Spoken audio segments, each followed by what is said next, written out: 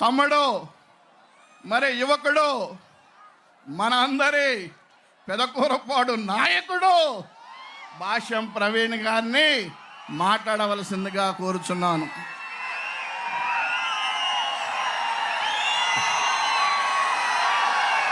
Thank you Sridhar గారు. దయచేసి ఇక్కడ రైట్ సైడ్ వైపు ఉన్న వాళ్ళు వెనక్కి వెళ్ళండి. తమ్ముడు ప్లీజ్ దిగి కిందకి రండి ప్లీజ్. అవి రేకులు కింద పడితే ప్రభావితం ఉంటుంది. ప్లీజ్ తమ్ముళ్ళు ప్లీజ్ అమ్మా వెనక్కి వెళ్ళి దిగిరండి.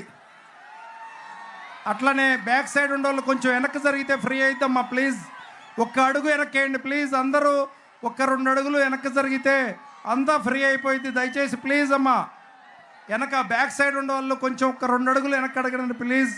ఒత్తిడి తక్కువ అయితే ప్లీజ్. అట్లనే జెండాలు వెనక లైవ్ నడుస్తుంది. జెండాలు అందరూ పక్కకు పెట్టండి ప్లీజ్. జెండాలందరూ పక్కకు పెట్టండి. ముందు లేడీస్ ఉన్నారండి, ఒత్తిడి ఎక్కువ అయితే దయచేసి వెనక్కి వెళ్ళండి. పోలీస్ శాఖ వారు వెనక ఎవరన్నా ఉన్నట్టయితే దయచేసి కొంచెం వెనక్కి జరపాల్సిందిగా కోరుతున్నాను. పోలీస్ శాఖ వారు వాకీ టాకీలు ఉంటే బ్యాక్ సైడ్ ఉండే వారికి డైరెక్షన్ ఇవ్వండి ప్లీజ్. పోలీస్ శాఖ వారు అందరికీ నమస్కారం. పెదకూరపాడు నియోజకవర్గం తెలుగుదేశం, జనసేన, బీజేపీ ఉమ్మడి అభ్యర్థిగా నన్ను ప్రకటించిన శ్రీ నారా చంద్రబాబు నాయుడు గారికి నా ప్రత్యేకమైన కృతజ్ఞతలు. అట్లానే నన్ను వెన్నంటి ప్రోత్సహించిన మన యువ నాయకుడు నారా లోకేష్ గారికి, నా అభ్యర్థిత్వాన్ని బలపరిచిన శ్రీ కొమ్మాలపాటి శ్రీధర్ గారికి ప్రత్యేకించి అందరికీ ధన్యవాదాలు. ఈరోజు ఈ పెదకూరపాడు సభ మన ప్రజాగలం సభ మన తెలుగుదేశం పార్టీ యొక్క విజయాన్ని సూచించింది అని నేను అనుకుంటున్నాను. ఎందుకంటే ఇంత గతంలో యువగలానికి చూసాం, ఈ స్పందన ఇవాళ ప్రజాగలానికి చూస్తున్నాం. మంచి స్పందన ఉంది. రాష్ట్రంలో ఒక్క ఓటు ఒక్క అవకాశం అన్న దానితో ఒక సైకో జగన్ పరిపాలనలోకి వచ్చాడు. గత 5 సంవత్సరాలుగా రాష్ట్రంలో అరాచకాలు, అన్ని విధ్వంసాలు. దయచేసి సైలెంట్గా ఉండండి ప్లీజ్. విధ్వంసాలు, వైఫల్యాలు, ఆ వైఫల్యాలని రాష్ట్రం అంధకారంలో పడేసింది.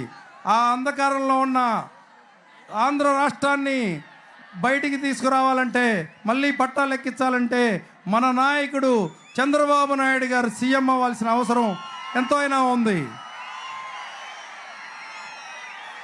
రాష్ట్రంలో ఉన్న ఎస్సీ, ఎస్టీ, బీసీ సోదరుల మీద ఎంతో అరాచకమైన దాడులు జరుగుతున్నాయి.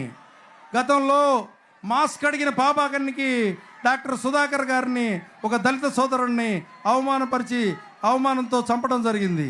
అట్లనే మన బీసీ సోదరుడు రేపల్లిలో ఒక బీసీ సోదరుని అవమానపరిస్తే వారు తమ్ముడు తిరగబడ్డాడని అతన్ని చంపడం జరిగింది.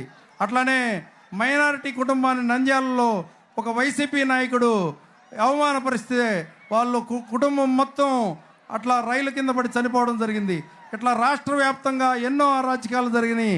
రాష్ట్ర వ్యాప్తంగా తమ్ముడు అందరూ మన వాళ్ళే ప్లీజ్. తమ్ముడు దయచేసి ప్లీజ్.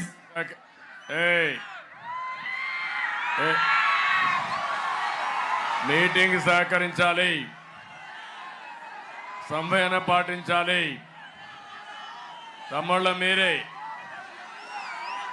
ఇంత పెద్ద మీటింగ్లో మీరు అనవసరంగా చిన్న మనస్పర్ధలు పోయి సమస్య క్రియేట్ చేయొద్దండి. మనందరే మైక్ కూడా సరిగా చూసుకో, సరిగా లేదు, బీ కేర్ఫుల్. మనందరి ఆలోచన ఒకటి, మీటింగ్ జయప్రదం కావాలి. ఈ మీటింగ్ ద్వారా నియోజకవర్గానికి ఇవ్వాల్సిన సందేశం స్పష్టంగా ఇవ్వాలంటే మీరు కూడా సహకరించాలి. ఎందుకంటే వైర్లు కూడా డిస్టర్బ్ అవుతాయి. మొన్నే ప్రధానమంత్రి గారి మీటింగ్ వస్తే పోలీసులు సహకరించలేదు, మైకులు పనిచేయలేదు. మళ్ళీ అలాంటి పరిస్థితి రానిద్దండి. దయచేసి మీరందరూ కూడా సంవయనం పాటిస్తూ, తమ్ముళ్ళు మైక్ ఆపరేటర్ బీ కేర్ఫుల్, ఇంకా వాల్యూమ్ పెంచాలి. మహడీస్ రాష్ట్రంలో ఎస్సీ, బీసీ, మైనారిటీ సోదరులకు జరిగిన అన్యాయాన్ని మనమందరం ప్రతి ఇంటికి తీసుకెళ్లాల్సిన అవసరం ఉంది. ఒక పాంప్లెట్ రూపంలో ఇస్తాము. అందరూ ఒక ప్రచారక కమిటీ లాగా ఫామ్ అయ్యి అందరూ దయచేసి వెళ్ళాల్సిందిగా కోరుతున్నాం. అట్లానే ఇక ఈ నియోజకవర్గం తీసుకుంటే అధికార పార్టీలో ఉన్న ఇసుకాసరుడు నంబూరు శంకర్రావుని చూస్తున్నాం. రోజు ఇసుక లారీలతో నియోజకవర్గం ఉన్న రోడ్లన్నీ గందరగోళంలో తయారని ఆ రోడ్లన్నీ బాగు చేయాలంటే మళ్ళీ మన ప్రభుత్వం రావాలి.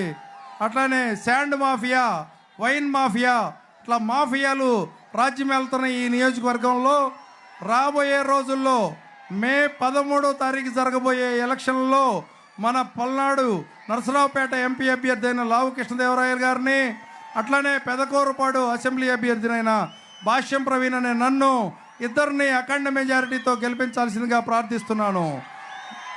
మీరు మా కోసం ఈ రోజు నుంచి 40 రోజులు కష్టపడండి.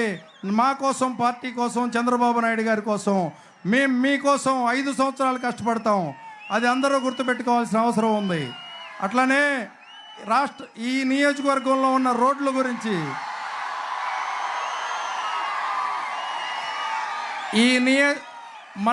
మన ప్రభుత్వం రాగానే, నన్ను గెలిపించగానే మన ప్రభుత్వం రాగానే మన నియోజకవర్గానికి సంబంధించిన రోడ్ల గురించి కానీ, అట్లానే డ్రైనేజ్ వ్యవస్థ కానీ, కరెంటు సౌకర్యం కానీ అన్నీ చేపించే బాధ్యత నేను తీసుకుంటాను. అట్లానే లిఫ్ట్ ఇరిగేషన్ ద్వారా సాగునీరు, త్రాగునీరు అందరికీ అందే విధంగా చూసుకునే బాధ్యత నాది. ఇది సభాముఖంగా మన నాయకుడు చంద్రబాబు నాయుడు గారి సాక్షిగా